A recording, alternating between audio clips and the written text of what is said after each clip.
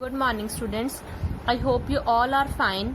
So now today we will study about the chapter 3rd of math, that is rational numbers. So we will firstly we will study about the definitions that used in this chapter. First is natural numbers. The counting of numbers starting from 1 is called natural numbers, such that the natural numbers are start from the number 1, 2, 3, 4 and up to so on, that are called natural numbers, and they are represented by capital N. So next is whole number, which is represented by capital W, that all natural numbers together with 0 are called whole number. The numbers that are included 0, so the natural numbers included 0 are called whole number, that we counting the whole number as count as a 0, 1, 2, 3, 4 and up to so on. So third is integers. We have studied the chapter of integers in the last videos. So the collection of whole number together with the negative of counting number is called integer. So integers are both negative and positive numbers are called integers. And fractions is the number in which the form of p by q, where p and q are whole number and q is not equal to 0, is called fraction. So fraction so definition of fraction is the number which is represented in the form of p by q, and where p and q are whole number. Whole number means started from 0 to 1, but q cannot be 0. कभी भी जो denominator है वो कभी भी 0 नहीं होना चाहिए, कभी भी. तो वो क्या होते हैं? Fractions, such that 1/3, 2/5, 9/13. So the next is rational number. So rational numbers are any number that can be expressed in the form of p by q, where p and q are integers. Rational number and fractions में हमें यही difference है. Fractions भी क्या होती है? p by q की form में होती हैं, बट इसमें p और q क्या होते हैं? होल नंबर्स होते हैं. और रैशनल नंबर्स में क्या होते हैं? p by q क्या होते हैं? इंटीजर्स होते हैं. मींस वो नेगेटिव भी हो सकते हैं और पॉजिटिव भी हो सकते हैं.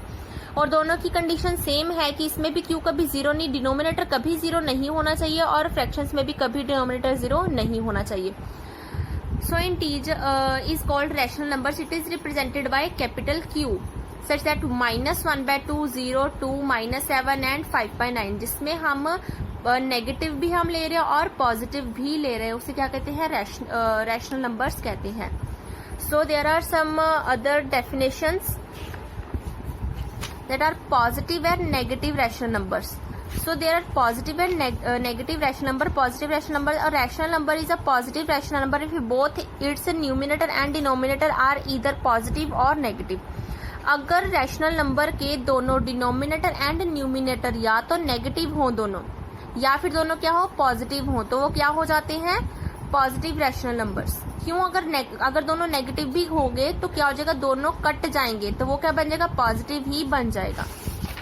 सो next is negative rational numbers. A rational number is said called a negative rational number if the numerator and the denominator are such that one of them is positive and other is negative. अगर दोनों में से या फिर p या फिर q दोनों में से कोई एक नेगेटिव होगा तो वो सारी टर्म क्या बन जाएगी? नेगेटिव रैशनल नंबर बन जाएगी. जैसे इसमें है -6/7 है, बट इसमें न्यूमिनेटर में माइनस है, डिनोमिनेटर में नहीं है, तो ये क्या आ गया? नेगेटिव रैशनल नंबर आ गया. तो हम रैशनल नंबर को किस में रिप्रेजेंट कर सकते हैं? हम नंबर लाइन पे भी रैशनल नंबर्स को रिप्रेजेंट कर सकते हैं. कैसे? जैसे हम इंटीजर को रिप्रेजेंट करते थे कि राइट साइड में हम पॉजिटिव इंटीजर्स लेते थे एंड लेफ्ट साइड में हम लेते थे negative integers. So now start with the exercise 3.1, that is state true and false. If false, give the reason in support your answer. हमने ट्रू और फॉल्स बताना है. अगर ये फॉल है स्टेटमेंट तो हमने ये भी बताना है कि क्यों ये गलत स्टेटमेंट क्यों है, इसका राइट आंसर क्या आना चाहिए. So first is every natural number is a rational number. उन्होंने बोला है कि जो हर एक जो नेचुरल नंबर है वो रैशनल नंबर होता है. तो हम बोलेंगे हाँ जी ये जरूर होता है, क्योंकि हर एक नेचुरल नंबर में क्या? नेचुरल नंबर क्या आ गया? 1, 2, 3, 4. तो हर एक नेचुरल नंबर जो 1 से लेके स्टार्ट हो रहा है पॉजिटिव, वो रैशनल नंबर में काउंट होते हैं, क्योंकि रैशनल नंबर में भी क्या आ रहे हैं? पॉजिटिव नंबर्स आ रहे हैं, तो ये भी क्या है? Natural number. So this statement is true. For example 3 is a rational number, हमने ले लिया कि 3 क्या है, रैशनल नंबर है, एज 3/1। तो हम इसे अगर किसी भी टर्म के नीचे कुछ नहीं होता तो हम उसमें क्या ले लेते हैं, 1 ले लेते हैं। 3 and 1 आर इंटीजर, तो ये इंटीजर भी है, तो मतलब हमें पता चल गया कि ये रैशनल नंबर है, क्योंकि इंटीजर से मीन्स ये रैशनल नंबर है। और 1 इज नॉट इक्वल टू 0, तो 1 भी क्या है, नॉट इक्वल टू 0 है। तो ये है क्या वैसे, 3 क्या है, ये नेचुरल नंबर भी तो है ना ये, क्योंकि इसमें आ रहा है ये, तो ये हमारी स्टेटमेंट क्या है, ट्रू है। And next is 0 is smallest rational number. उन्होंने बोला है कि जो सबसे छोटा रैशनल नंबर है वो 0 है, but this statement is false. ये स्टेटमेंट गलत है। क्यों गलत है, हमने बोला था स्पेशली कि जो रैशनल नंबर्स में क्या आते हैं, नेगेटिव एंड पॉजिटिव दोनों टर्म्स आते हैं। तो इसमें सबसे छोटा 0 थोड़ी आया, 0 से छोटी भी तो नेगेटिव टर्म्स आ रही है ना, तो हमने वही लिखा है। एग्जाम्पल के ले लिया हमने 2/3 के एग्जाम्पल ले ली, which is a rational number, ठीक है। -2 और 3 क्या है, इंटीजर्स हैं और नेगेटिव है, जो किससे लेस है, 0 से वो लेस है। So next is some rational number are not whole number. कुछ जो रैशनल नंबर्स हैं वो होल नंबर नहीं होते। This statement is true. हाँ जी, हमें पता है कि कुछ जो रैशनल नंबर है वो होल नंबर नहीं होते, क्योंकि होल नंबर कहाँ से स्टार्ट होते हैं, 0 1 2 अप टू सो ऑन। इसमें नेगेटिव नहीं आते, बट रैशनल नंबर में नेगेटिव इंटीजर्स भी आते हैं। तो कुछ जो रैशनल नंबर है वो होल नंबर में नहीं आते। जैसे कि -1/3 हमने एग्जांपल लेके बता दिया कि ये क्या है, रैशनल नंबर है, बट क्या ये इसमें ये 0 से छोटा है, जिस कारण ये होल नंबर में नहीं आता। So fourth is there is no rational number which is not a fraction. इन्होंने बोला है कि जैसे हम बता रहे, इस एग्जांपल से बता रहे हैं हम इसे, -2/3 इज अ रैशनल नंबर, ठीक है, but is not a fraction. इन्होंने बोला है कि there is no rational number, ऐसा कोई रैशनल नंबर नहीं है which is not a fraction. अगर मतलब वो फ्रैक्शन नहीं है तो रैशनल नंबर भी नहीं होगा, ये बोला गया। पर हमें तो पता है कि फ्रैक्शन में क्या लेते हैं, फ्रैक्शन में कभी माइनस नेगेटिव टर्म्स नहीं लेते। p/q में तो होता है, बट वो नेगेटिव नहीं होता, वो पॉजिटिव होता है फ्रैक्शन। बट रैशनल नंबर में हम नेगेटिव भी लेते हैं। तो 2/-3, ये क्या, -3 जो डिनोमिनेटर में आ रहा है वो क्या है, इंटीजर है, होल नंबर नहीं है। तो ये फ्रैक्शन तो नहीं है, बट क्या है, रैशनल नंबर है। तो ये स्टेटमेंट क्या होगी, गलत होगी, false. So next is which of the following are positive rational numbers. इसमें से हमने बताना है कि पॉजिटिव रैशनल नंबर कौन सा है। ये भी नेगेटिव है, क्योंकि इसमें हमने बोला था न्यूमिनेटर है, डिनोमिनेटर में अगर कोई एक भी नेगेटिव होगा तो वो नेगेटिव टर्म आ जाएगी। इसमें दोनों है, तो हम इसे अगर कट कर देंगे तो ये क्या बनेगी, यहाँ पे भी अगर हम इसे कट कर देंगे तो क्या पॉजिटिव बन गई, एंड ये तो पॉजिटिव है ही। तो इसमें कौन सी दो टर्म्स ही पॉजिटिव आई हैं। And next third question is draw a number line and represent the following rational numbers on it. हमने एक नंबर लाइन ड्रॉ करनी है और हमने इसमें रैशनल नंबर्स हमने बताने हैं इसमें से। तो जो नंबर लाइन हमारी आ गई, हमने एक नंबर लाइन ड्रॉ कर ली है। जैसे कि हमने ले लिया नंबर लाइन, यहाँ पे सारे पॉजिटिव टर्म्स आ गए और यहाँ पे सारी नेगेटिव टर्म्स आ गई। तो हमने सेंट्रल इसका ले लिया 0 ले लिया। तो हमने लिया -1/4। हमें पता है अगर हम 4 को डिवाइजर रखेंगे और 1 को डिविडेंट रखेंगे तो जो क्वोशंट आएगा वो 0 के अप्रॉक्स आएगा, मतलब 0 और 1 के बीच। इसकी जो वैल्यू आएगी 0 और 1 के बीच में आएगी। तो हमने वही ले ली 0 और 1 के बीच में, ये रहा 1, 0 और 1 के बीच में हमने ले ली। पर -1/4 कहाँ पे आएगा, सॉरी ये नेगेटिव है तो यहाँ पे लेंगे हम 0 से 1 के बीच में। अगर ये 1/4 कहाँ पे आएगा, हमें कैसे पता चलेगा, हमने ये डिनोमिनेटर देखना है। फर्स्टली डिनोमिनेटर में क्या है, 4 है डिनोमिनेटर में, तो हमने इसे 4 पार्ट्स में डिवाइड कर लेना है। कैसे 4 पार्ट्स में, कैसे, ये 4 पार्ट हो गया 1 2 3 एंड 4, ठीक है। तो हमने ले लिया -1/4, -2/4, -3/4, -4/4 और -4/4 कट के क्या हो गया, 4 1 4, 4 1 4, तो ये क्या बन गया -1। तो हमें यहाँ से पता चल गया कि 0 और -1 के बीच में हमने 4 पार्ट्स में डिवाइड कर लिया। तो ये टर्म्स आ गई। हमें पूछा क्या गया, -1/4, तो हमने -1/4 पे बता दिया कि ये जो आपका ए पार्ट ये रहा। एंड सेकेंड हमसे पूछा गया है कि 3/4, तो हमने जैसे नेगेटिव में लिया वैसे हम पॉजिटिव में लेंगे, क्योंकि 3/4 मतलब ये भी किस में आएगा, 0 और 1 के बीच में आएगा। और 0 और 1 के बीच में हमें इसे 4 पार्ट्स में डिवाइड कर लिया, 1 2 3 एंड 4, ओके।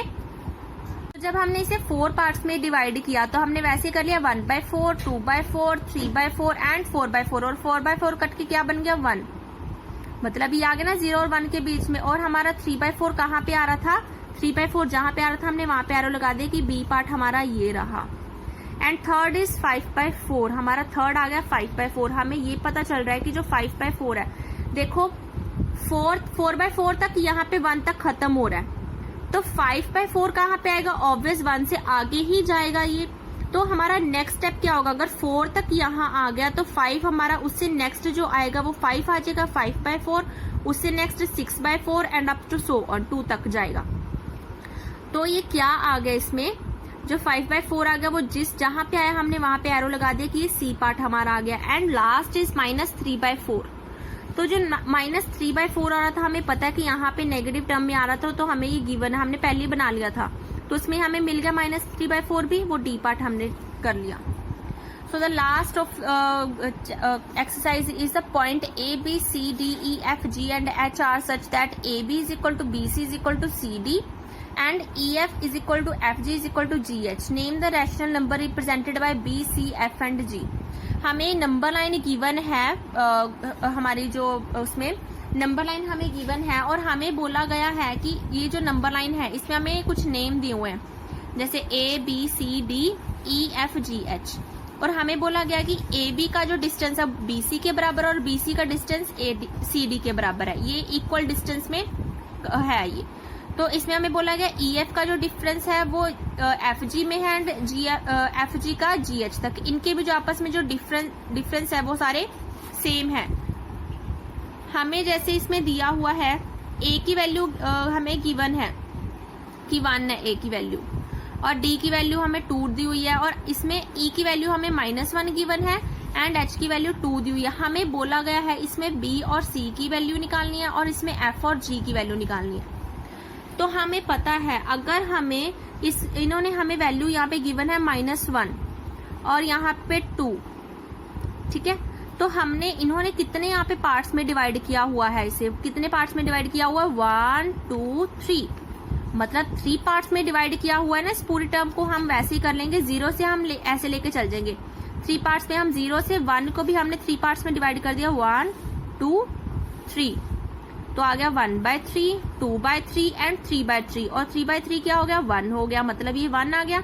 उसके नेक्स्ट क्या आ जाएगा 4/3, 5/3 और 6/3, 6/3 कट के क्या हो गया 2 हो गया, तो हमें 2 गिवन है, तो मतलब B की वैल्यू क्या आ गई 4/3 और C की वैल्यू क्या आ गई 5/3। ऐसे ही सेम इधर आ गया, हमने यहाँ पे हमें कितने पार्ट्स में गिवन है, ये 1 2 3 पार्ट्स में गिवन है, मतलब हमने किसी भी नंबर लाइन में हमने इसको 0 से 1 के बीच में हमने 3 पार्ट्स में डिवाइड करना है। तो हमने 3 पार्ट्स में डिवाइड कर लिया, 1 -1/3, 2 -2/3 एंड ये जो है -3/3। 3/3 कट के क्या बन गया -1 बन गया। सो उसके नेक्स्ट वाला क्या आ गया -4/3, -5/3, -6/3, जो कट के क्या होगा -2 हो गया। तो हमें वैल्यूज पता चल गई, B की वैल्यू हमें क्या पता चलेगी 4/3, C की 5/3, F की -4/3, G की -5/3। Thank you.